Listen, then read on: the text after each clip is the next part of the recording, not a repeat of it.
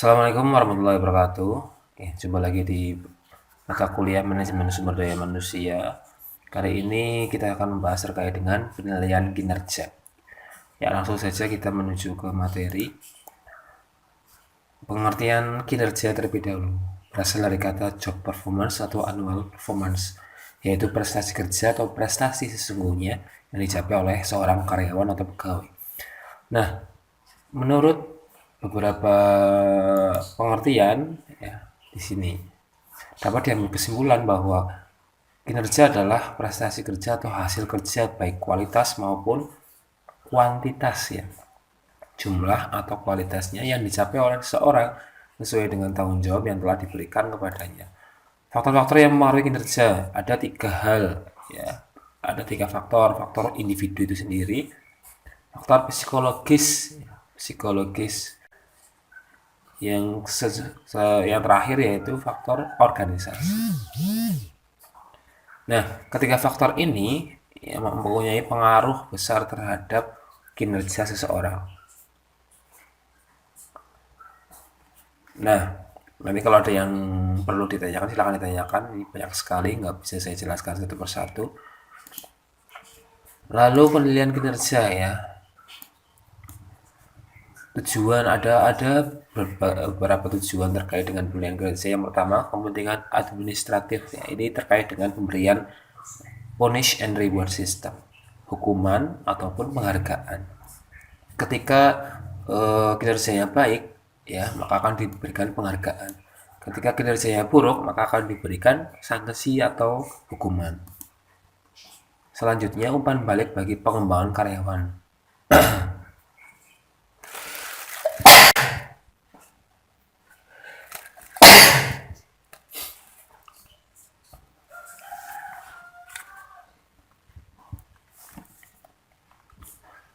Selanjutnya, umpan balik bagi pengembangan karyawan. Di sini terkait dengan ketika seseorang kinerjanya buruk diberikan pelatihan seperti itu.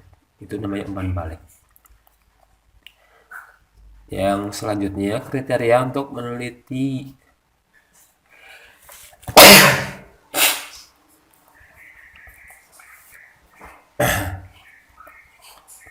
Selanjutnya, kriteria untuk penelitian efektivitas organisasi perusahaan. Ya, hasil penelitian kinerja dapat menjadi dasar penelitian prosedur kerja yang tidak efektif. Jadi, penelitian untuk memberikan sebuah kebijakan.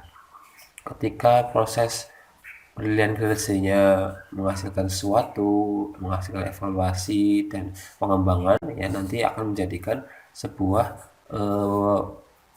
penelitian efektivitas. Jadi program ada lembur gitu misalnya. Program lembur kira-kira itu efektif apa enggak hasilnya terhadap kinerja, terhadap organisasinya.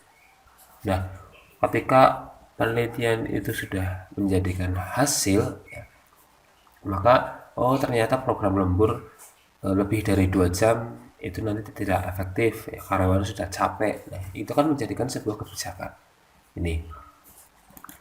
Lalu siapa saja sih yang melakukan penilaian kinerja? Ada pertama supervisor, yang kedua rekan rekan kerja ya, yang ketiga diri sendiri, yang terakhir bawahan. Ya mungkin kalian bertanya-tanya di sini, nah, kok diri sendiri bisa melakukan penilaian, Pak? Nah, karena eh, untuk memberikan memberikan kesempatan kepada setiap karyawan atau pegawai untuk mencoba menilai diri mereka masing-masing. Nah, ketika ada kesenjangan antara penilaian diri sendiri dengan penilaian rekan kerja atau supervisor, ya berarti kan di sisi lain ada pertanyaan di situ. Ketika dia menilai baik ya dirinya sendiri, tapi dari rekan kerja, dari supervisor, dari bawahan itu ternyata nilainya itu buruk, nah berarti kan ini tidak bisa menilai diri sendiri. Lalu penilaian kinerja di sini ya sebagai alat yang berguna untuk mengevaluasi kinerja dari karyawan dan memotivasi karyawan. Alat untuk memverifikasi bahwa individu memenuhi standar kinerja yang telah ditentukan. Lalu ya, ini terkait dengan evaluasi pekerjaan. Penilaian kinerja berkenaan dengan seberapa baik seseorang melakukan pekerjaan yang ditugaskan kepadanya. Ini menjadikan evaluasi untuk menentukan seberapa tinggi harga sebuah pekerjaan bagi organisasi. Nah, ketika penilaian baik ya, ini lebih ke penentuan gaji. Kinerjanya bagus, gajinya bagus sesuai standar. Kinerjanya buruk, misal potong gaji atau gajinya dikurangi. Itu. Sumber data dari penilaian kinerja ada data produksi, personalia, maupun pertimbangan-pertimbangan yang lain. Ini sumber datanya. Ya. Produksi ya langsung dari prosesnya, personalia, ketidakharian, keterlambatan, masa kerja, pertimbangan lain. Nah, ini hambatan politis ya. Jadi apa namanya, di dalam organisasi atau perusahaan pun ada, di situ ada politisnya, dalam artian ketika ada yang mendukung si A ya, ketika dia mendukung otomatis dinilai bagus, ketika tidak mendukung dinilai tidak bagus. Itu namanya hambatan politis. Lalu hambatan antar pribadi atau antar karyawan ya. Kemudian dampak penilaian kinerja terhadap organisasi. Yang pertama, membantu keputusan kompensasi ya. Kita sudah bahas tadi terkait dengan gaji. Lalu memasok data yang berfaedah bagi keberhasilan aktivitas yang lain, termasuk rekrutmen, seleksi, maupun pelatihan bagi bagi karyawan yang masih mempunyai kinerja yang buruk. Tujuan penilaian kinerja ya, ada tujuan pokok yang menghasilkan informasi yang akurat dan sah tentang perilaku dan kinerja anggota organisasi. Ini utamanya. Nah, tujuan khususnya sebagai bahan evaluasi, habis itu untuk pengembangan, perencanaan karir, pemantauan kinerja. Nah, kombinasi ini harus menghasilkan yang namanya basis bagi keputusan personalia. Ya, nah ketika kinerjanya bagus, gajinya bagus, otomatis dia akan nanti masuk promosi. Ketika kinerjanya buruk, maka transfer atau bahkan mungkin PHK. Nah, yang terakhir meningkatkan pemberdayaan SDM. Nah, ini jadi di situ yang namanya HRD itu fungsinya di sini terkait dengan penilaian kinerja sampai ke pengambilan keputusan baik dari personalia maupun peningkatan SDM. Nah, permasalahan yang sering terjadi terkait dengan penilaian kinerja yang pertama ada bias supervisor. Nah, ini berasal dari pribadi. Ini permasalahan yang ya ini saya contohkan. Nah, ini hubungan dekat aja lah. Ketika antara apa namanya, penilai atau supervisor itu dengan orang yang dinilai mempunyai hubungan kedekatan, otomatis nanti penilaiannya baik.